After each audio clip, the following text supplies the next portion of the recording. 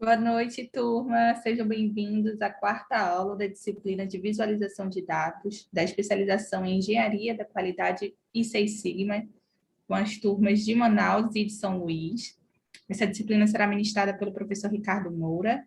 Lembrando que nossas videoconferências são sempre gravadas e posteriormente disponibilizadas lá no nosso canal do YouTube. Boa aula a todos. Obrigada, professor. Obrigado. Obrigado, Bruno. Então, vamos lá, pessoal. Boa noite.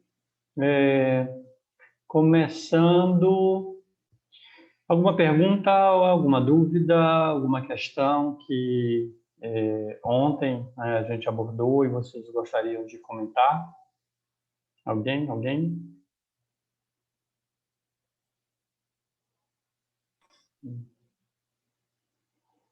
Muito bem. Bom.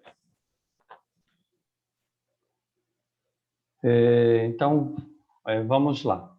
Recapitulando, eu vou compartilhar aqui a minha tela e vamos começar falando um pouquinho do que nós temos na plataforma.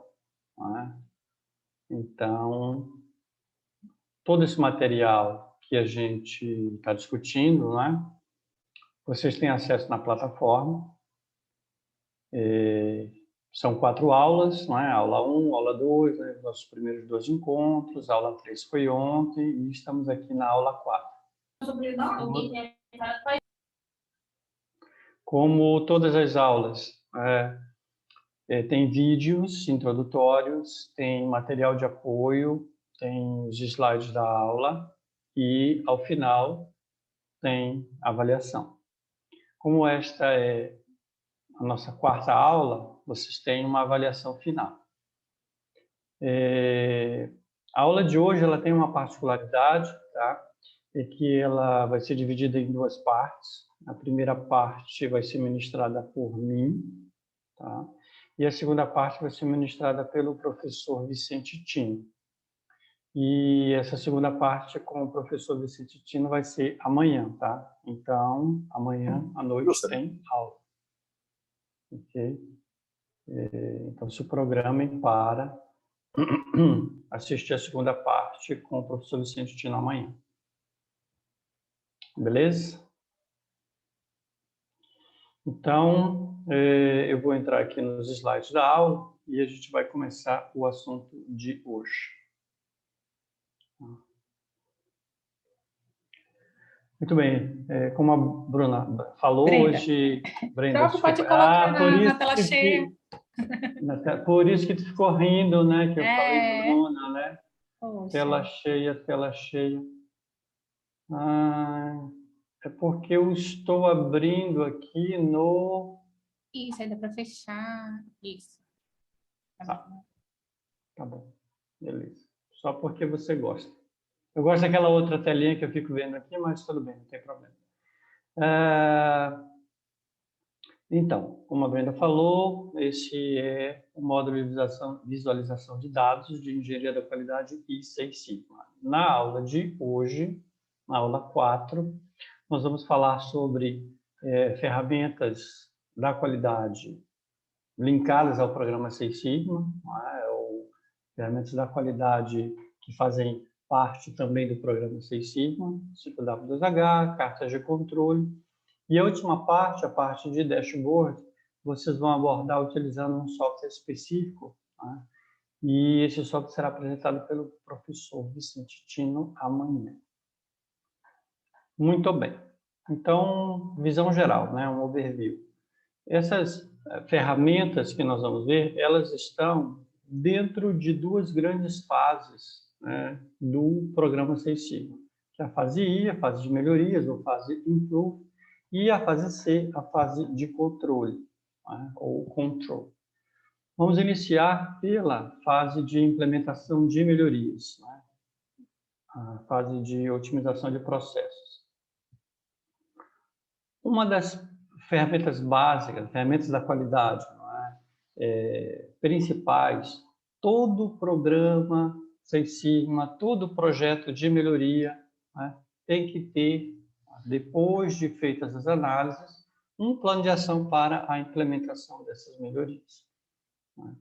E quando nós falamos de plano de ação, nós falamos muito deste quadro, né, chamado 5W2H. Então, como eu acabei de falar, após a identificação dos fatores, né, principais, das causas principais, dos problemas que estão diminuindo o desempenho dos processos e após a investigação e identificação de como resolver esses problemas, nós temos que resumir tudo isso em um plano de ação. As ações elas têm que estar super direcionadas, né, na eliminação das causas principais dos problemas, que a gente chama de causa raiz, né? Porque se você toma ações em efeitos e não nas causas, nós chamamos de ações paliativas, né? E elas podem até surtir um efeito imediato, mas a médio e longo prazo, né, elas não vão se sustentar. Então, um plano de ação com foco em ações permanentes tem que ser implementado. Nesse plano de ação, a causa ou o fator principal, né, tem que estar claramente definido, tem que estar definida, descrita, né, uma ação contendo as informações relevantes sobre o que tem que ser feito. Quando se escreve um plano de ação, você tem que procurar evitar termos genéricos, rever o procedimento, mudar o processo. O que acontece é que muitas vezes as pessoas, por estarem olhando aquilo ali como um quadro, né, uma pequena célula, querem ser resumidos, né? Os melhores planos de ação, as pessoas escrevem como se elas estivessem coloquialmente falando com outra pessoa. Escrever de forma o mais literal possível o que tem que ser feito.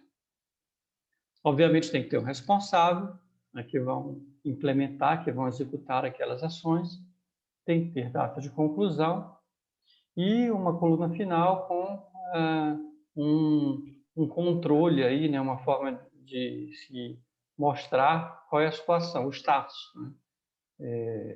Foi planejado, já foi concluído, está em andamento, está parado. Aí você, claramente, nesse quadro, você poder dizer qual é a situação desse plano de ação, dessa ação do plano de ação.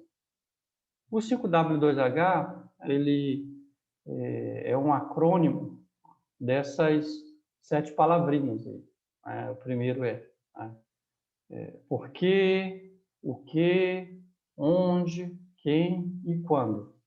Então, quando se fala num plano de ação, você tem que responder essas 5 questões. Obviamente, muitas pessoas olham direto para o que vai ser feito. Mas antes de responder essa pergunta, o que vai ser feito, a gente tem que pensar por que, né, aquela causa ou aquele fator vai ser implementado. E aí sim escrever o que vai ser feito. Onde, obviamente, será tomada a ação, quem é o responsável, né, e até quando o prazo para a realização. E aí depende muito da cultura da empresa. Algumas empresas, né, algumas organizações, alguns grupos, deixa eu fechar aqui, eles, quando colocam no quando aqui, alguns colocam uma semana do ano ou um dia específico, né? O importante é a gente pensar em não colocar de forma genérica, né? Tipo, lá, colocar um mês ou colocar alguma coisa aqui, não dê para você ter uma noção clara, né, de quanto tempo vai durar para a implementação daquela ação. Alguns outros pontos acabam sendo adicionais, né, quando se está fazendo um plano de ação, mas muitas vezes eles são importantes, bem relevantes, que são esses 2 H aqui, que é o como será executado. Muitas vezes as pessoas não colocam o como diretamente no plano de ação, coloca essa informação descrita de uma forma secundária, né? E para a tomada de decisão ou para a aprovação dos planos, organizações colocam o quanto vai custar, qual é o custo daquela ação. Normalmente, projetos de melhoria, eles iniciam com pouco ou nenhum orçamento. E orçamento para desenvolver o projeto de melhoria. Mas quando você chega no plano de ação, muitas vezes o plano de ação ele exige que se tenha, né, um orçamento reservado para se implementar essas ações. A cara do plano de ação é um formulário, né? É um formulário onde a gente tem aqui os fatores, né, ou as causas, ou os problemas que se quer abordar.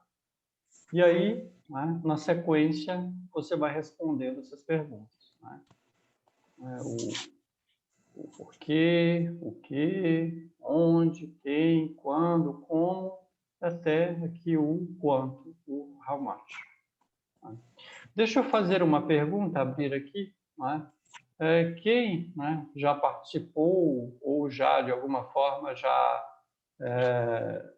teve que elaborar um plano de ação?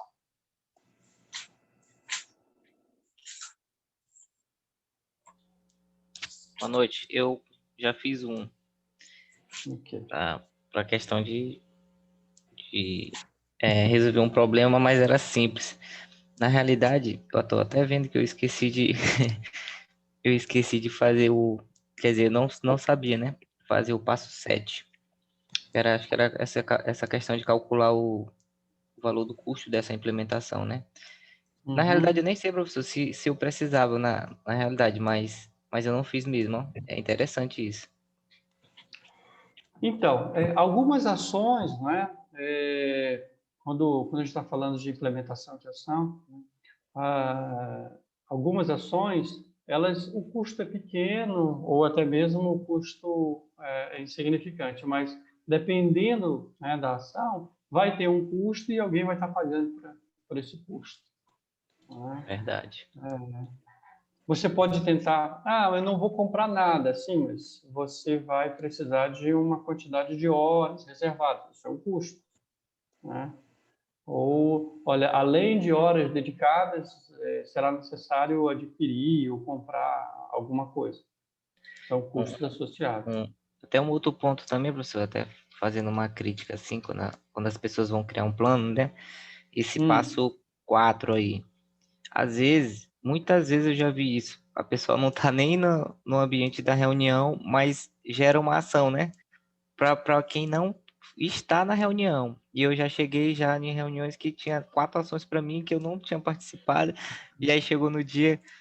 Essa é uma prática complicada. Isso tem até que tomar um certo cuidado. Né?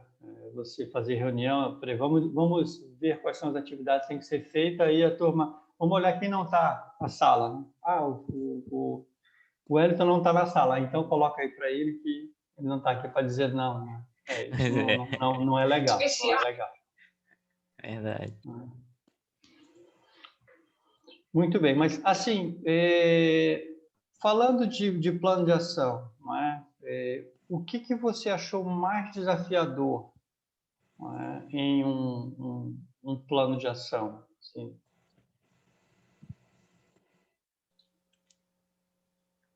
O que era mais desafiador, olhando para o plano, eu acho que, para assim, na época assim, que eu fiz, era mais relacionado ao quando, né? Tipo, porque a gente dá um prazo, né? A gente tem o que a gente quer resolver, tem as prioridades, mas assim, professor, quando que esse prazo né?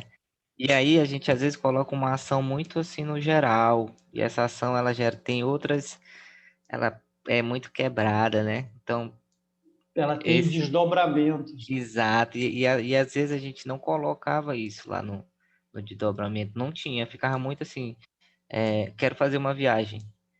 E aí não tem preparar o carro, não tem orçamento, não tem nada, não quebrava muito isso, né? Mas só que o ponto mais importante mesmo para mim era a questão do prazo, assim, ó. Quando que eu consigo resolver? E às vezes, muitas vezes estourava, até porque tinha outras segmentações que não eram vistas na hora. E outras atividades concorrentes, né? Sim, Eu vejo que nós, né, brasileiros, nós temos uma questão cultural assim de pouco enfrentamento no sentido de organização mesmo. Isso já aconteceu comigo, né? Quando você vê, você está com a sua agenda tomada e você tem que priorizar, né? Então, muitas vezes, né, eu hoje, né, quando eu tenho muitas atividades a fazer, eu vou com o meu superior e eu pergunto qual é a prioridade. E se tem alguma coisa que ele disse assim, não, prioriza isso aqui. Aí eu falo, olha, então, essas atividades aqui não vão ser feitas agora. Ou eu vou negociar, ou, né, você vai negociar com os gestores, né? Porque é muito ruim você deixar o tempo passar e aí quando vai verificar o status foi feito, não, né? Então, a gestão de tempo é algo fundamental em um plano de ação. Depois de preparado o plano de ação, você deixou muito claro, né? A gestão, né, de tempo para a implementação do plano de ação é fundamental. Fundamental. Muito bem, mas assim, em linhas gerais, né, o plano de ação ele é um quadro, é um formulário, né, uma ferramenta bem visual para você colocar as ações aí e poder visualizar ao longo do tempo, à medida que elas são implementadas, né? Muito bem. Ele, né, o plano de ação, a gente pode dizer que ele está aqui dentro desta grande fase do DMAIC, que é a fase de implantar as melhorias. Na fase de controle, né, na fase onde a gente já visualiza que as melhorias foram implantadas, nós temos que manter o resultado do processo após a implementação dessas melhorias. Então, manter os resultados, né, a manutenção dos resultados num nível bom, a ferramenta mais utilizada é, a ferramenta de controle, né, gráfico, né, dos processos. Utilizando cartas de controle é o mais utilizado. E aí, quando a gente fala em cartas de controle para manutenção de processos, né, para manter os processos no seu nível de desempenho, a gente tem que pensar do ponto de vista estatístico. As cartas de controle, elas foram originalmente construídas pensando, né, nos limites de controle. Limites de controle, estatisticamente falando, são uma região em torno do desempenho médio do processo, onde a gente visualiza que o processo vai, digamos assim, oscilar, né, ou ter, né, variações dentro daquela faixa de controle que é chamado de região de tolerância natural. O que é a região de tolerância natural? É uma região onde eu vou observar variações, mas aquelas variações vão estar dentro de um limite inferior e um limite superior, que nós chamamos de limites de controle.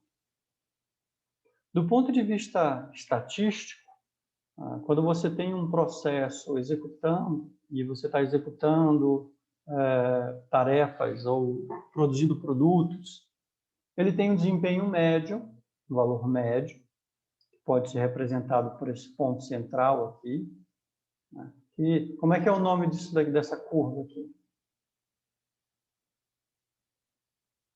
Digam aí para mim. curva normal. Também tem outro nome de gaussiano. Normal? Isso. Opa, quem foi que falou? Alguém falou assim rápido, eu não ouvi. Mas é curva normal, na realidade é a distribuição normal ou também distribuição gaussiana. Por que gaussiana? Porque quem formulou essa distribuição foi um matemático alemão chamado Gauss. Então, esse ponto central aqui representa a média. E essa distância entre a média e esse ponto aqui, onde a curva ela começa a descer e ela tem aqui um momento onde ela, como se entrasse aqui numa ladeirinha aqui que parece um escorregador, né, um tobogã. Essa distância do centro até esse ponto é chamada de desvio padrão. Aqui nós temos a representação do que nós chamamos de distribuição normal padronizada.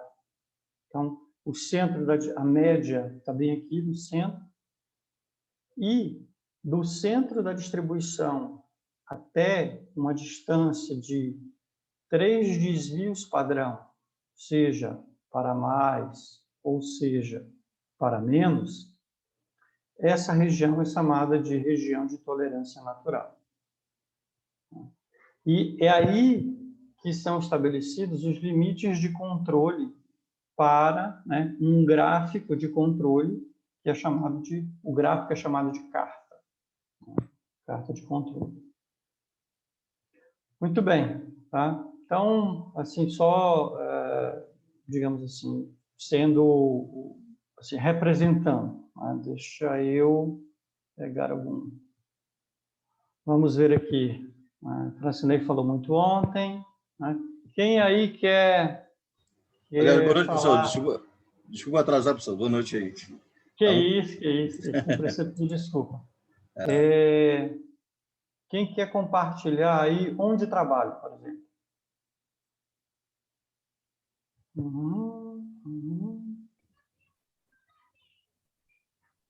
Vamos. Eu trabalho em várias empresas, professor. A empresa onde eu trabalho, ela terceiriza, então a gente faz muito serviço em LG, Samsung, Positivo. Já fizemos trabalho na Yamaha também. Você trabalha com o quê, querido? Então, nós trabalhamos fazendo muito serviço de triagem para fornecedores chineses. Triagem e RMA. Ok.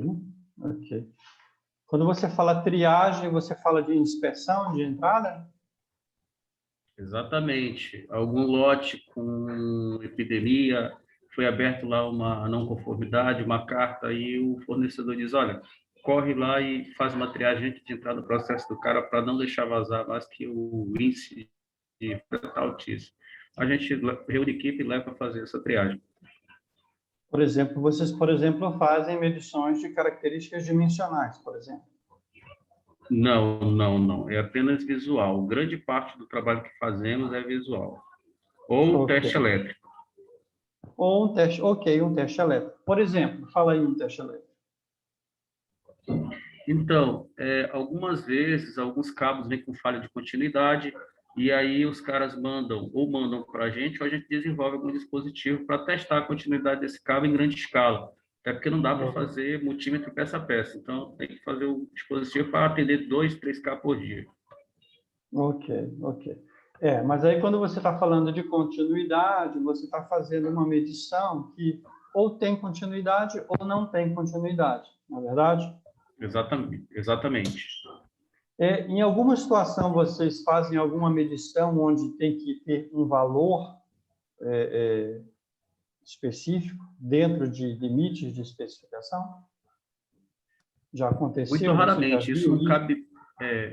muito raramente. Às vezes, em confirmação de defeito, eu preciso fazer medições elétricas constatáveis, estão presentes algumas tensões, para poder eu tentar mapear a origem da falha. Ok, mas aí já é em análise de falhas. Né? Sim, sim. Não é nada em massa, são coisas bem pontuais. Ok, ok. Muito bem, muito bem. Então, vamos pegar um exemplo assim. Oi, fala. Meu braço, achei que era... Boa noite. Boa noite. Então, professor, no setor que eu trabalho, na empresa que eu trabalho, a gente tem carta controle, inclusive a gente usa a CEP, né, para fazer controle tanto do nosso setor como do almoxarifado que abastece o nosso setor e estufas também. Então, a Ok. gente tem um padrão para monitorar a temperatura ambiente do setor, a umidade relativa, entendeu? A mesma situação a gente faz as medições também na área de almoxarifado, que onde são guardados os nossos componentes. Fazemos também no frigobar, onde é armazenadas as pastas de solda, também existe um controle para isso. E também para as estufas, no caso de componentes mais sensíveis como esse circuito integrado, a gente faz o controle também de temperatura dentro, né? Como é que está a parte de temperatura e umidade Me fala relativa. aí uma especificação de temperatura, por exemplo. Por exemplo, no setor, na área de SMD, então ele está setado de 20 a 25 graus. Então, a gente tem que fazer um controle de temperatura dentre esse valor, de 20 a 25. Acima desse valor, tanto conforme e abaixo também. Muito bem. Então, pronto. Temos uma... Né? Eu queria só pegar um exemplo, né? Então, você está falando aí, né, de... CEP, né? Controle estatístico de processo. Não, tudo bem. Você está falando de controle de temperatura. Isso. E, né, você tem um limite inferior de controle, né? Certo. E você tem um limite superior de controle. Correto. Né? Limite inferior é 20 graus e o superior 25. 25. Né? 25. Correto. Aí vamos considerar que nós estamos falando que é o que acontece na maioria dos processos industriais, né? Que o processo está, né, normalmente distribuído. Se eu tenho um processo normalmente distribuído, ele vai o quê? Ele vai obedecer a minha distribuição gaussiana. Certo. Então, o que se espera de um processo onde tudo esteja funcionando, onde as coisas estejam bem, né? Estejam sob controle, né? Espera-se que a média do processo esteja exatamente no centro das especificações, no centro dos limites. Qual é o ponto central, né? Aqui nesse caso é 22,5. 22,5 espera-se que esteja lá entre 22,5, né? Mais ou menos 2,5. Então, é isso que, quando você está fazendo um controle estatístico de processo, espera-se que aconteça. Sim. Professor, Aí, só uma curiosidade mesmo, assim, a gente coleta os dados lá, né? Por exemplo, os dados diários, coleta vários dados diários, faz uma amostra. Para me determinar que ela está normalizada. Isso. Ela é em relação ao desvio padrão e a média daquele conjunto de dados? Sim, sim. Ok. Então, muito bem colocado. Vamos imaginar, né, vamos supor que o processo esteja normalmente distribuído com uma média de 22,5 e com um desvio padrão, né? Vou colocar um desvio padrão aí, só para o negócio ficar bom, né? De meio. Né? De meio. Tá? Se o processo estiver normalmente distribuído, o que nós vamos observar? Eu vou aqui utilizar uma função do Excel, que é chamada função inv-normal. Deve ser inv-normal. Isso aqui. Inv-normal. Eu vou dizer aqui, a média é 22,5, o desvio padrão é meio, e eu vou colocar aqui uma função que é aleatória. Tá? E aí essa função do Excel, ele me traz valores de uma distribuição normal, ela traz um valor dentro, né, dessa faixa de valores aqui que a gente colocou. Eu vou gerar aqui uns, sei lá. Eu esqueci de travar a célula. Deixa eu travar aqui, F4. Travei. Agora sim.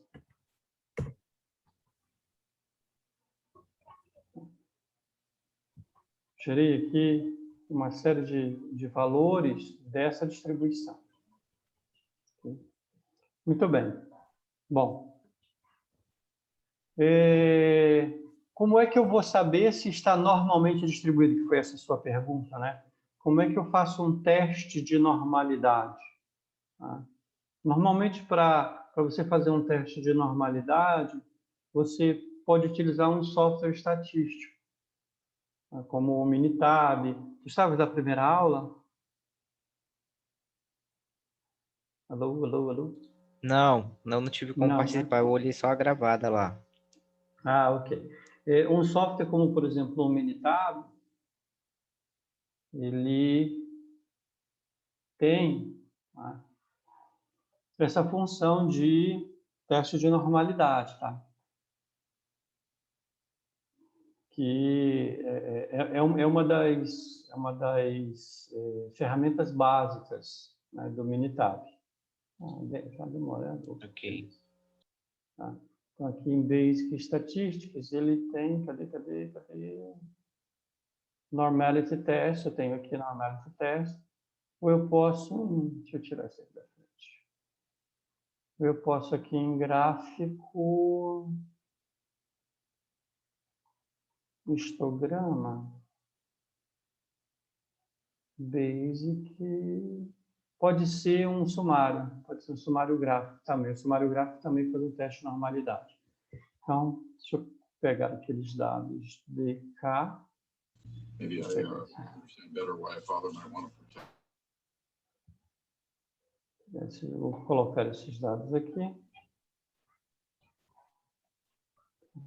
Eu posso ir aqui em gráfico, estatística básica, resumo gráfico. Quando eu faço um resumo gráfico, tá, ele já fez, né, ele já faz aqui, ó, um teste de normalidade. Legal. Faz um teste de normalidade. Aqui nesse teste de normalidade, ó, o valor P deu 0,05.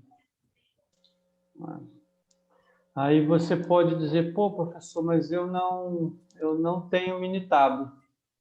Não tenho Minitab. Eu tenho preparado uma planilha, que eu uso, uma planilha Excel, que também me ajuda, onde eu já deixei pronto o teste de normalidade. Eu posso passar para a Brenda e ela encaminhar para vocês depois. Cadê você? Legal, professor. Que acho importante assim a gente entender essa parte, Sim, né? sim, claro. Até para o projeto de Seis Sigma também, né, professor? Pensando já Até em executar assim, né? Sim, até para o projeto de Seis Sigma, né? Normalmente eu disponibilizo, né, quando nos módulos de Seis Sigma eu disponibilizo essas planilhas Excel aqui também. Cadê o histograma? Exemplo, histograma. Isso, está aqui. Né? Então, você pode pegar isso daqui acho que naquela planilhinha eu tenho só 50, né? Mas pode ajustar ela depois para uma quantidade maior.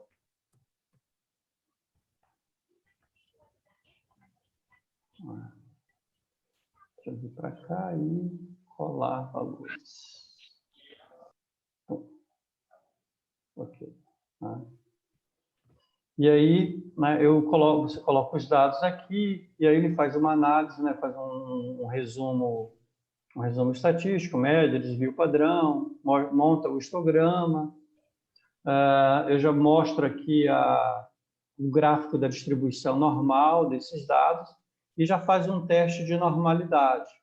Né? Teste de Show de normalidade. bola. Ó, a distribuição é normal.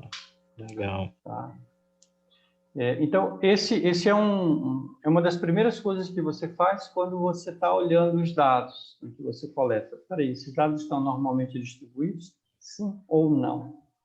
Porque todo o resto, né, quando a gente está falando de cartas de controle, nós estamos assumindo que os dados estão normalmente distribuídos. Ok. Então, se eu digo que os dados estão normalmente distribuídos, eles vão obedecer essas regrinhas aqui, entre a média e mais ou menos 3 desvios padrão, nós vamos encontrar 99,73% dos dados. Essa é a região de tolerância natural, é a região onde os dados vão estar naturalmente, né, encaixados aqui. Tá? Legal. Então, E, voltando... professor, só mais uma curiosidade aqui. Lá na sua planilha, lá tem lá teste de normalidade Darling, né? Anderson Darling. Existe ali lá em cima ali, ó, teste de normalidade Anderson Darling. Existe Anderson outro, Darling. é um método e existem outros, ou esse é realmente o que tem que ser utilizado? Existem outros. Eu construí essa planilha aqui com o Anderson Darling, né, que é o também chamado de AD, né? São 2 estatísticos, né, que criaram esse método, né? Porque ele é o mais comum, né? E também é o teste que o próprio Minitab faz. Sim. Né? Sim. O próprio Minitab faz. Né? Mas existem outros. Né? O que é um teste de normalidade? Tá? Um teste de normalidade é também chamado de teste de qualidade de encaixe. O que é esse teste de qualidade de encaixe? Vamos olhar para cá, para a distribuição normal padrão. A distribuição normal padrão, ela é dividida em faixas. Então, aqui eu tenho uma faixa de 1 desvio, de 2 desvios, de 3 desvios padrão. Nesse exemplo aqui que a gente montou, eu estou dizendo que a média do processo é 22,5 graus, né? E o desvio padrão é de meio grau. Então, eu vou pegar, né, essa informação aqui e eu vou fatiar em 6 regiões. Então, eu tenho uma região, né, que é 22, tá assim, né? 22, oh meu Deus. Eu vou travar. Isso aqui, como eu botei uma função que ela tem um aleatório, toda vez que eu mexo alguma coisa, esses valores ficam mudando, tá? Não se preocupe com isso. Então, eu tenho aqui 22,5 menos 3 desvios padrão. Isso dá quanto? Isso dá 21. Né? 22,5 menos 2 desvios padrão. 21 menos 21,5, isso. Né? 22,5 menos meio desvio padrão é 22. Okay. De meio em meio, né? Então, eu vou ter 22,0 aqui. Deixa eu colocar uma casa decimal. Tá. Então, eu vou ter 22, 22,5,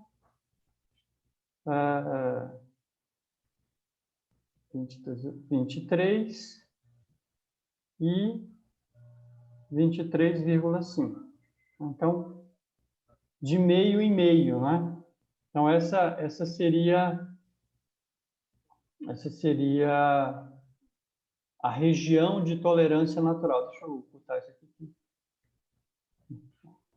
Então, essa é a região de tolerância natural, onde a gente tem o centro, não é? Isso mesmo? Tá. Então, menos 1, não, acho que está faltando aqui, acho que 24, né? 24, isso. Então, aqui a gente tem o centro. Aqui eu tenho o menos 1, não é? Menos 1 desvio padrão. Menos 2, menos 3 desvio padrão. Mais 1, mais 2 e mais 3 desvios padrão. É menos 2. E aqui, menos 3. Mais 1, mais 2 e mais 3. Tá? Então, a média em 22 graus. Tá? Aqui a região de mais ou menos um desvio padrão. Essa daqui é chamada, né? é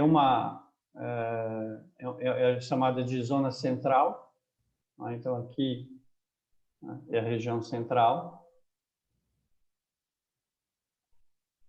Também chamada de, alguns softwares chamam de zona A. Aqui é a região de mais ou menos 2 desvios padrão. E aqui a região de mais ou menos 3 desvios padrão. Bom, se os dados estão normalmente distribuídos, nós vamos, né, observar 99,73% de todos os dados dentro dessa região. Né? Vamos arredondar, né? É o que a gente chama de 689599. Então, se aqui na região central tem 68, eu tenho 13% dos dados aqui, 13% dos dados aqui. Né? Se a segunda região é a região de 95%, né? Então, 95 menos 68, 33, né? Dividido por 2, 16,5. Então, nessa segunda zona aqui, a gente tem 16,5% dos dados. Aqui também, 16,5% dos dados. Entre 95 e 99, é 4%. Então, é 2% dos dados aqui nessa região e 2% dos dados aqui nessa região. Então, aqui, 2%. E aqui, né, 2% também. Depois eu não coloquei em percentual, né? 6,5%. Tá. De tal sorte que essa somatória aqui, né, por que não está dando? Então, acho que eu contei, acho que eu somei errado. Não, é 90. Eu achei estranho, porque eu que tinha dado negativo, 95. Que ali eu acho que é 13. Isso, 13,5. 13,5. Ok, 13,5. 13,5. Então, não, aí é 68, é 34. Eu estou bem, né? Vocês não falam nada, né? Vocês estão deixando eu fazer a conta errada aqui, não estão falando nada. Bom, agora sim. Agora eu vou somar, né? E a soma está dando... Fala. O senhor pediu para a gente ficar calado aqui, né? Então, Lá vai. Olha, desculpa. Fala igual a minha avó dizia, né? Desculpa do amarelo aí, é que ele come barro. Mas essa é das antigas. Então, quando você diz assim, olha, os dados estão normalmente distribuídos, o que se espera é observar uma certa quantidade de dados dentro de uma determinada faixa de valores. Então, um teste de qualidade de encaixe, né, um teste de normalidade, ele faz isso. Tá? Ele olha, ele diz assim, bom, entre 21 e 21,5, tá? Eu espero encontrar 2% de todos os dados observados. Aí eu comparo, porque essa daqui, digamos assim, é a distribuição ideal. Aí é comparado o valor da distribuição ideal com a da distribuição real. Nessa planilha aqui, eu faço isso, tá? Eu coloco em faixas aqui. Deixa eu aumentar. Coloco em faixa, ó. Entre 20,56 e 20,93. Foi observado um dado nessa faixa de valores. Se fosse uma distribuição normal, era para observar quanto? Era para observar 0. Nessa faixa de valores, foi observado um resultado. Se fosse uma distribuição normal, era para observar quanto? Era para observar 0,1. Então, eu estou olhando aqui, tá vendo? Eu comparo o real, que é nessa coluna, com o valor da distribuição ideal.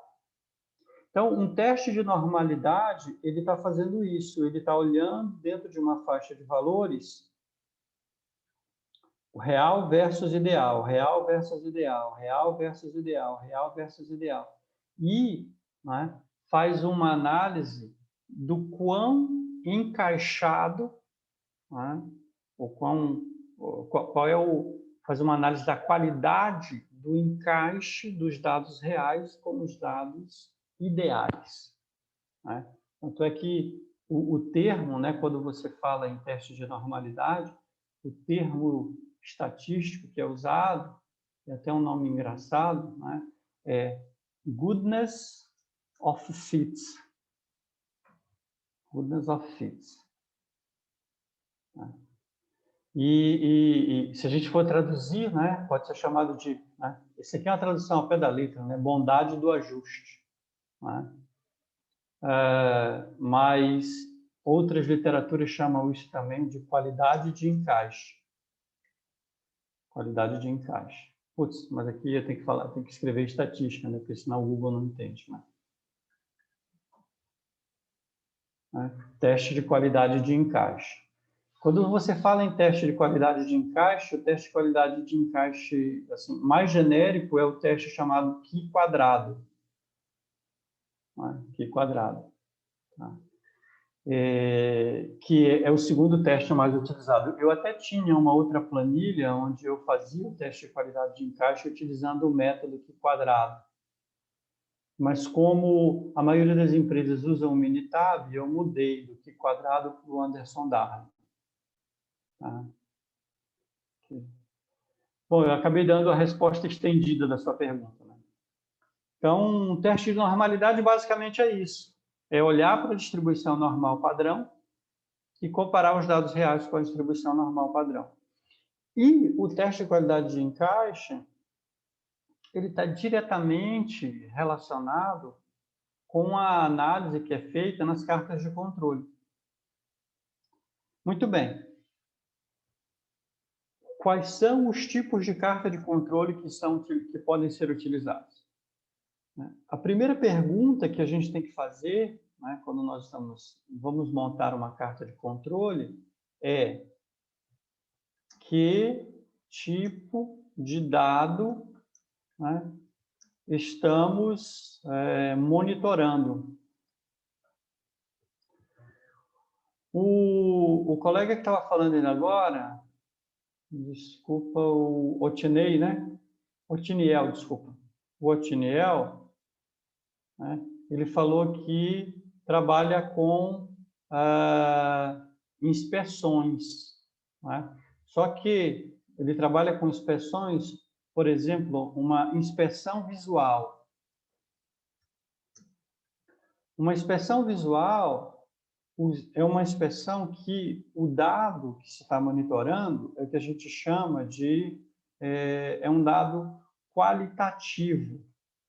Não é? Dado qualitativo, você aprova ou rejeita. Não é? Você aprova ou rejeita. Diferentemente do quantitativo, né, professor? Diferentemente do quantitativo. Né? Então, ele falou, olha, às vezes eu faço teste de continuidade. Então, o teste de continuidade ele vai verificar se, né, ele vai ver se o cabo está, né, se ele está rompido ou não. Né? Quando nós estamos fazendo, por exemplo, aqui um controle de temperatura, o dado aqui ele é quantitativo. Se ele é quantitativo, é feita uma medição. E essa medição ela vai ter uma média e um desvio padrão. Então, as primeiras cartas de controle, elas foram construídas para dados quantitativos, onde você tem uma média e um desvio padrão. E aí, quais são as cartas de controle para dados quantitativos? Pode ser uma carta de controle da média. Cadê aqui? Né? Que é também chamada de x-barra. Né? E R, que representa a amplitude dos dados. O que é o x-barra? O x-barra é o valor médio dos dados. E R representa a amplitude, a diferença do valor mais alto para o valor, né, mais baixo, do maior para o menor. No caso seria o range aí, né, professor? No caso seria o range, exatamente, né? Porque amplitude, né, range, né, ou range, né, como se eu falar em inglês, né, é o termo em inglês, né, que significa amplitude. Né? Não tenho medo de trabalhar com o Google. Né? Range, faixa, né? Ou o alcance, né? A diferença do maior para o menor. Muito bem. Tá? Então, por que isso? Porque quando as cartas de controle foram construídas, né, era muito mais fácil você calcular a média, né, e calcular a amplitude, ao invés de calcular o desvio padrão. E aí a primeira carta que foi construída foi uma carta onde eu vou representar aqui o x-barra, né? Representa a média e o range, né? Representa o desvio padrão. E x-barra porque eu estou escrevendo aqui, né? Mas na realidade é um x com uma barrinha em cima mesmo. Então, na realidade, a carta de controle x/r, né? Carta de controle x/r, são dois gráficos. Um gráfico para as médias e um gráfico para as amplitudes, ou o range. Né? É uma carta, né, para média e amplitude de amostras que você está coletando, né, para fazer um controle estatístico de processo.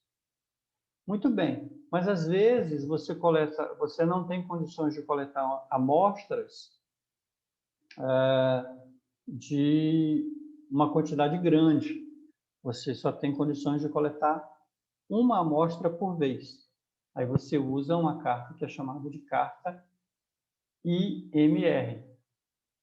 Né? I de individual e MR, né, de range móvel.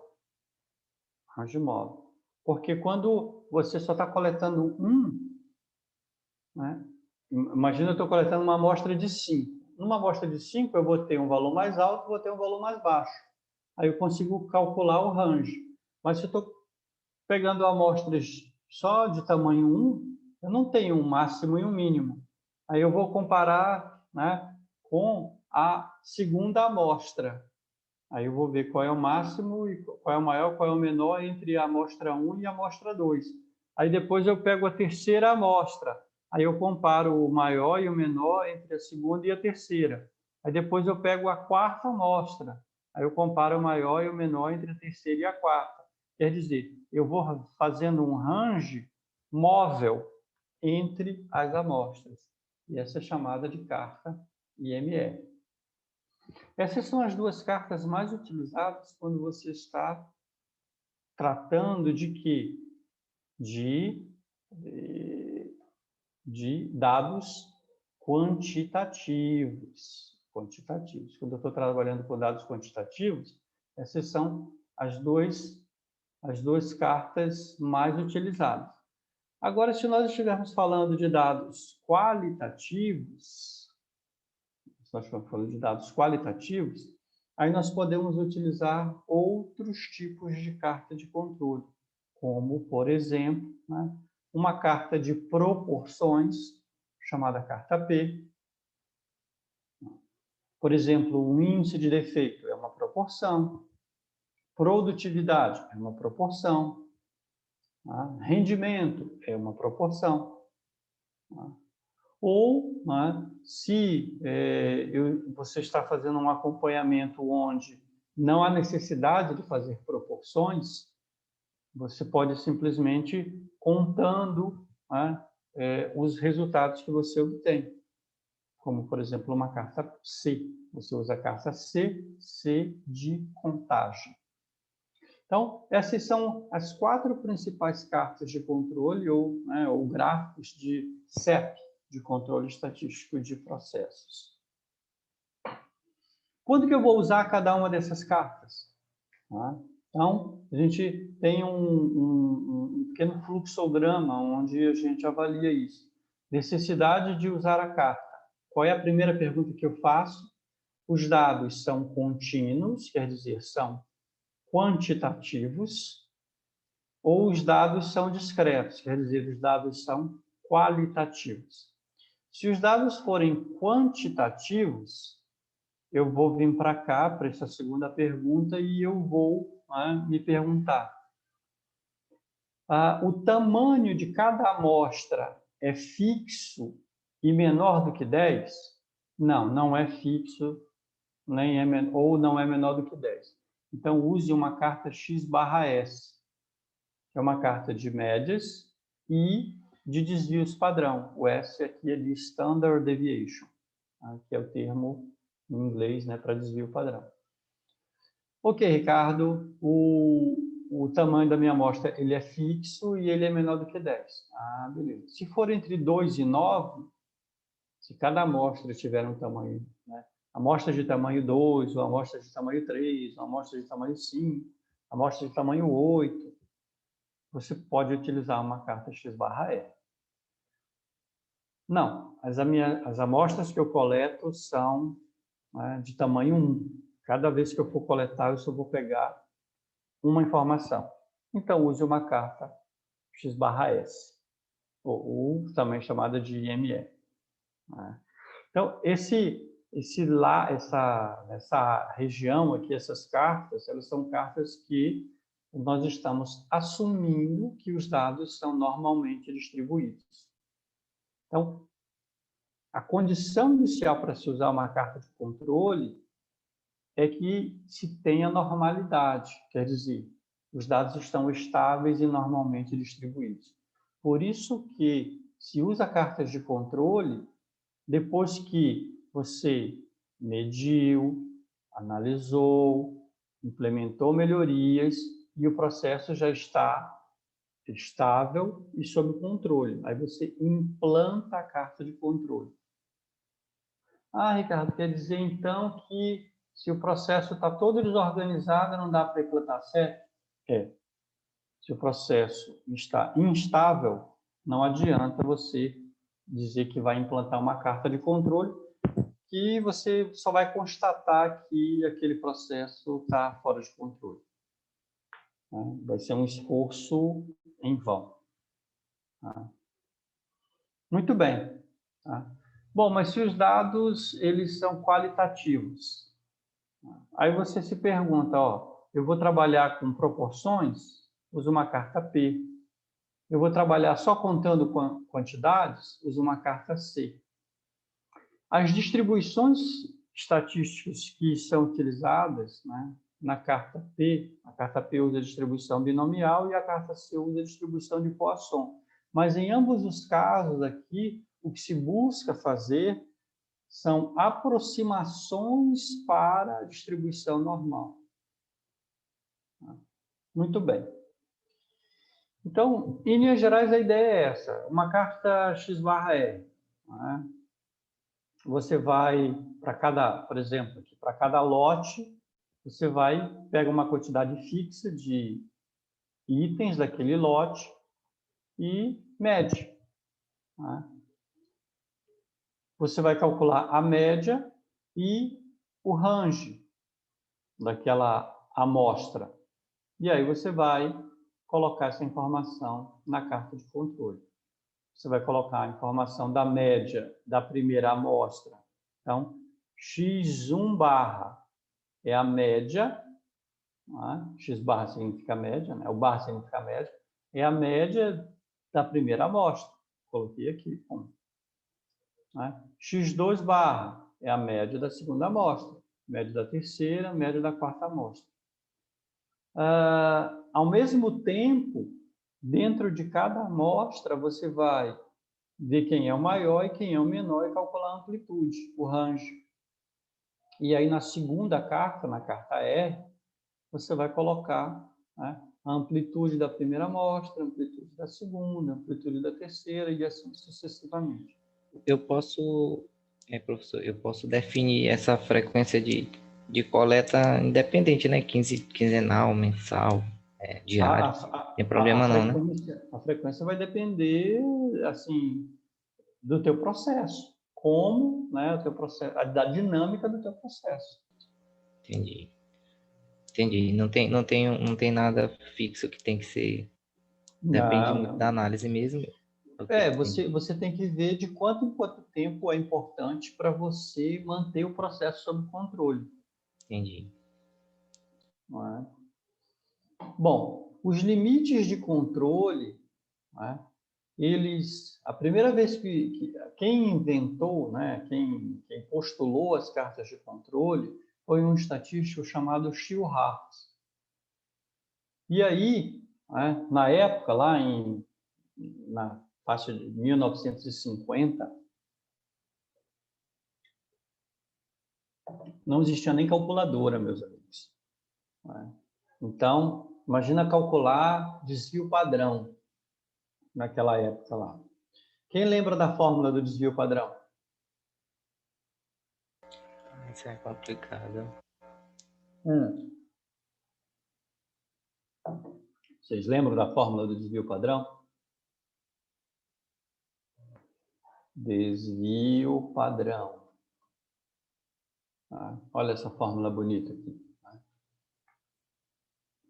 Desvio, cadê? Deixa eu ver aqui, imagens. Tá? Desvio, isso aqui é a variância. Né? Cadê a raiz padrão? Essa aqui, fórmula do desvio padrão. Desvio padrão é a raiz quadrada da somatória dos desvios da média elevado ao quadrado dividido por n menos 1. Então, imagina, eu tenho 100 dados, né, calcular a média, calcular o desvio da média, somar todo mundo, elevar ao quadrado, dividir e tirar a raiz. Em 1950, que a galera não tinha nem calculadora. Então, era um pouco complicado. O que foi que Shillhart fez? Ele, né, passou um tempão, né, calculando, criando, né, algumas constantes, alguns valores tabelados para facilitar a vida do pessoal. E aí ele criou uma tabela de constantes para se calcular os limites de controle de todos os tipos de cartas de controle. Um trabalhozinho, né, considerável. Deve ter sido anos e anos de calculeira que ele teve que fazer aí para desenvolver. Por isso que o cara foi reconhecido e até hoje, né, foi imortalizado aí, nos anais aí da matemática e da estatística. Muito bem. Então, o limite superior e aí é utilizado até hoje, cara, até hoje. Tá? Limite superior de controle, ele vai ser a média de todas as amostras mais a constante chamada A2, que ela é uma constante que depende do tamanho da amostra. Se eu estou coletando amostras de tamanho 2, ela é 1,88. Se eu estou coletando amostras de tamanho 6, é 0,48. Vezes a média das amplitudes dos dados. Então, eu uso essa formulinha aqui para o limite superior, essa formulinha para o limite inferior. Né? Para a carta, né, de amplitudes, são usadas outras constantes, constante D3 e constante D4. Tá? Para a carta x barra R, também tem outras formulinhas. Tá? Para a carta IMR, também tem outro conjunto de fórmulas, utilizando as constantes de Shillhart. Tá?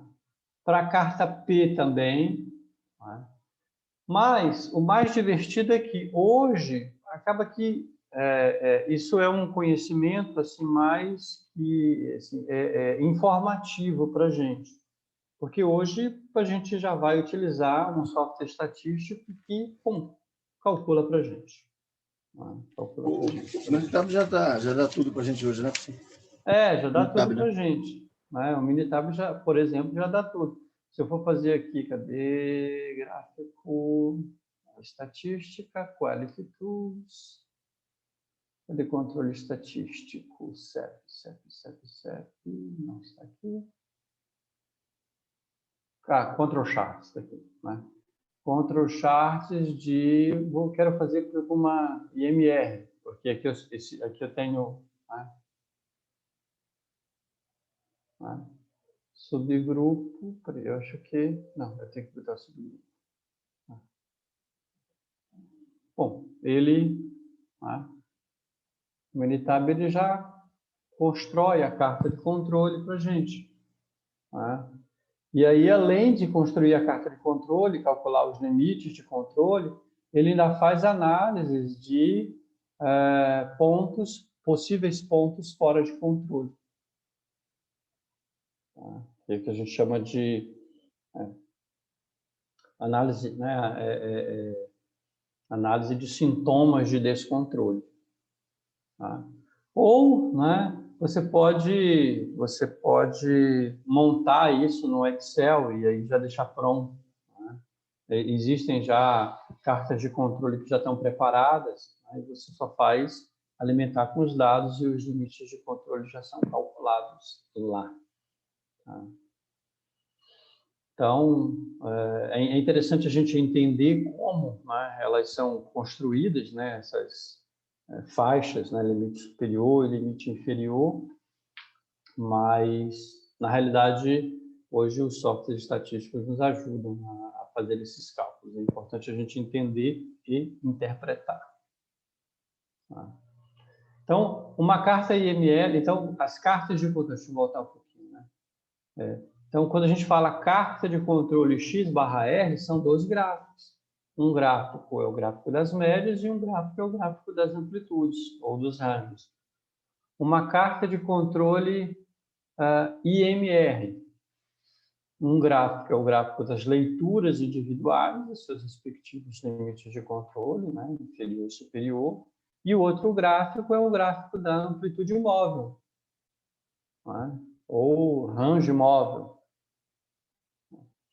Quando nós estamos falando de proporções ou defeitos, o gráfico é um gráfico um só. A carta de controle é uma carta P, né, com limite inferior, com limite superior, linha central. Né? Essas são as fórmulas para os cálculos, mas aí o software estatístico já nos ajuda, ou uma planilhinha Excel já preparada para isso. E aí o interessante é que, lembra, né, né, da região de tolerância natural? Então, a gente divide em 6 faixas. Tá? E quando é feita a análise de normalidade, nós podemos identificar, né, sintomas de descontrole. O primeiro sintoma de descontrole, o mais clássico, é um ponto fora do limite de controle. Mas só que existem outros sintomas de descontrole, como, por exemplo, 7 pontos, né, ou 7 leituras consecutivas do mesmo lado da linha central. Ora, se os dados estão normalmente distribuídos, eles vão oscilar entre, né, a média, alguns para cima, outros para baixo. Se você encontra, né, se você observa 7 pontos, né, acima da linha central ou 7 pontos abaixo da linha central, aconteceu alguma coisa que fez com que o processo deslocasse seus valores. 3 pontos consecutivos, 2 de 3 pontos consecutivos, na última faixa, que é aquela faixa onde eu só teria que observar 2% dos dados. Então, aconteceu alguma coisa ali que a gente tem que investigar, porque é um sintoma de descontrole. 4 de 5 pontos, tá, fora da zona central. Ora, a zona central é aquela região onde 68% dos dados tem que estar naquela região. Se de 5 pontos consecutivos, 4 estão fora daquela região, aconteceu alguma coisa estranha no processo. Um clássico é esse aqui de tendência, né? Então, 7 pontos consecutivos subindo ou 7 pontos consecutivos descendo. Né? Então, isso representa aí uma tendência, os dados estão alguma coisa estranha acontecendo no processo. 14 pontos consecutivos só na região central. Opa, também alguma coisa estranha, porque a região central é para ter 68% dos dados, não é para ter 100% dos dados ali. Né? Se eu estou tendo praticamente 100% dos dados dentro daquela região central, alguma coisa aconteceu, a variabilidade diminuiu muito, porque a carta de controle ela é construída, os limites de controle são estabelecidos para que você tenha uma lupa, um ajuste de escala para você ver a variação dos dados, né, em toda a faixa dos mais ou menos 3 desvios padrão. Se você está vendo ali só na região central, né, você tem que investigar porque alguma coisa mudou no processo. Essa pode ser uma mudança boa, tudo bem, mas que mudou, mudou. O outro sintoma de descontrole é esse daqui, 14 pontos consecutivos, né, alternando, subindo e descendo. Isso mostra que tem alguma coisa que está influenciando no processo. Um caso clássico é uma influência externa. Imagina que você está medindo temperatura, né? Estou medindo temperatura lá esse exemplo aqui. Eu estou medindo temperatura lá na sala de controle, na sala de materiais que são sensíveis à temperatura. Aí a gente mede de manhã, a temperatura está no valor. Mede de tarde, está um pouco mais alto. Mede de manhã, está no valor. Mede de tarde, está um pouco mais alto. E fica oscilando assim. Uma pergunta que pode ser feita é, pera lá, eu estou com uma boa, um bom isolamento térmico, né? Ou a temperatura externa está conseguindo aquecer a sala, que de manhã está mais fresquinho, de tarde esquenta. De manhã está mais fresquinho, de tarde esquenta. A gente tem que arrumar aí essa calefação, senão daqui a pouco eu vou ter problemas. Então, esse é só um exemplo. Né? Estatisticamente, você vai observar, né, esse dente de serra, e aí você tem que investigar no processo para tentar saber o que está causando esse sintoma de descontrole. Então, a principal função da carta de controle é, uma vez estabelecidos, né, os mecanismos de controle e o processo esteja estável, nós colocamos a carta de controle para ficar monitorando, caso aconteça algum desses sintomas de descontrole, uma ação rápida seja tomada para que o processo não saia completamente de controle. Tá? E aí vocês têm aqui uma diversão, fazer cartas de controle, X/R, X/S,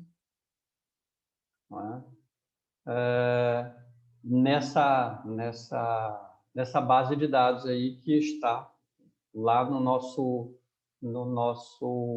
material de apoio da disciplina. Muito bem. Falei muito rápido? Perguntas, comentários? Tranquilo. Tranquilidade. De boa na lagoa.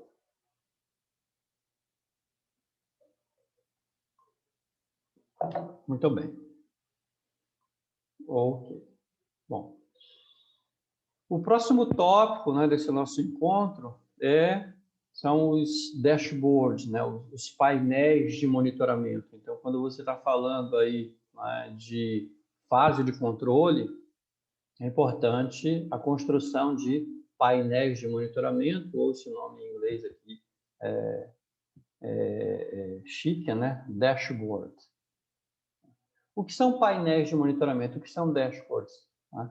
São telas onde são colocadas as principais informações, né, de um determinado processo que se quer manter sob controle, para que nós possamos graficamente visualizar como é que está o desempenho, tendências, o comportamento médio ao longo do tempo. Tá? Então, os painéis de monitoramento, os dashboards, eles acabam que eles são construídos muito em função da própria criatividade das pessoas que montam esses painéis de monitoramento. Tá? O que acontece... Pode falar. Um comentário só aqui. Power BI, né? Ele já me facilita muito a vida, né? E tem conhecimento. Era isso que eu ia comentar. O que tem acontecido recentemente é que tem surgido várias ferramentas de suporte para a construção desses painéis de monitoramento, desses dashboards, muitas utilizando, né, o que a turma está chamando agora de Power BI. Né? Power BI, a gente, numa tradução livre, né, BI é Business Intelligence. Né? Então, usou um termo legal agora, né? Power BI, né? Ou ferramentas de visualização de dados. Então, a própria Microsoft tem ferramentas de Power BI, Google tem ferramentas de Power BI, né? E uma ferramenta que a gente vai ver aqui nesse nosso módulo é a ferramenta chamada Q-Link. Né? Esse daqui, o Q-Link. Então, deixa eu voltar mais um pouquinho. Então, como eu estava falando, a cara, né, do dashboard ou do painel de monitoramento, né, vai depender muito da criatividade das pessoas que estiverem construindo eles. Né? Então, aqui, alguns exemplos, né, de dashboards. O que vocês vão ver amanhã, especificamente, né, é utilizando essa ferramenta de BI, né, de Business Intelligence, chamada Click, né, é o Click View ou Click Link. A turma usa muito o termo em inglês, né, Click View, ou alguns chamam de Link, mas tudo bem. Tá? Que é uma ferramenta que ela é hospedada na nuvem, né? E aí você vai poder alimentar uma base de dados e rapidamente construir um painel de monitoramento, construir um dashboard. Né? Quem assim, é especialista nisso é o Vicente Tino, né? E ele que vai fazer essa sessão com vocês amanhã. Tudo bem? Tranquilo, Márcio. Tudo bem. Beleza. Bom, Então, se vocês não tiverem mais nenhuma pergunta, a sessão de hoje é essa daqui, onde a gente abordou as ferramentas até aqui, e amanhã tem uma segunda parte. Beleza? Brenda? Beleza, Nancy. Beleza. Bom, tudo certo. Então, como o professor já tinha dito, né, amanhã o professor Vicente Tino vai fazer uma aula para abordar esse tema com vocês. Ele queria estar hoje presente, mas ele já está em outro local, está lá no IDAM Talk, com o professor Diego Araújo, com o professor Jameson, apresentando um outro projeto da instituição. Então, amanhã vai ser no mesmo link, no mesmo horário, tá bom? Ele vai fazer essa aula para vocês, que ele quer bastante a apresentar esse conteúdo, já que ele realmente é a pessoa que conhece, que gosta, e ele está muito, muito afim de fazer isso. Então, ele se acertou com o professor Ricardo e está tudo certo. Mas, de qualquer forma, a videoconferência de amanhã também vai ser gravada, caso alguém já tenha algum compromisso, né? Porque realmente não é usual ter aulas sextas-feiras, a turma de engenharia, mas aí vai ficar gravada e vocês vão poder assistir em outro momento. É isso aí, pessoal. Tranquilaço. Então não deixem de, né, navegar aqui no material da disciplina, né, assistir... Meu Deus, deixa eu voltar para cá. Assistir os vídeos, né, ver as informações. Inclusive, né, eu aconselho vocês, né, tem um material inicial aqui, né, um vídeo, né, iniciando, né, Getting Started Analyzing Data, né? Então, é um vídeo mostrando as funcionalidades, né, do que o link viu. Então, seria legal, né, vocês assistirem esse vídeo aqui antes da aula de amanhã com o professor Tino. Professor, então, pode falar. Você vai trabalhar com Quick, né? Quick Overview, né? Não com o Minitab, né? Ou, quer dizer, não com o Power BI, não.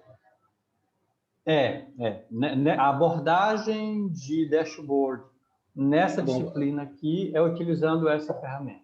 Tá, beleza. Beleza? Beleza. Bom, gente, então, por hoje, né, é só. Só. Muita informação boa. Valeu, professor. Boa noite aí. Boa noite a todos. Tá, valeu. Boa noite. Tchau. A gente aguarda vocês amanhã, hein? Boa noite a todos aí. Tchau, professor. Boa noite. Boa noite. Boa noite. Tchau, prof. Obrigada, tá bom? Tchau, boa noite. Tchau, gente. Boa noite, bom descanso. Até amanhã. Brenda, o horário de amanhã. Às 19 horas, horário de Manaus, tá bom? Ok, obrigada. De nada.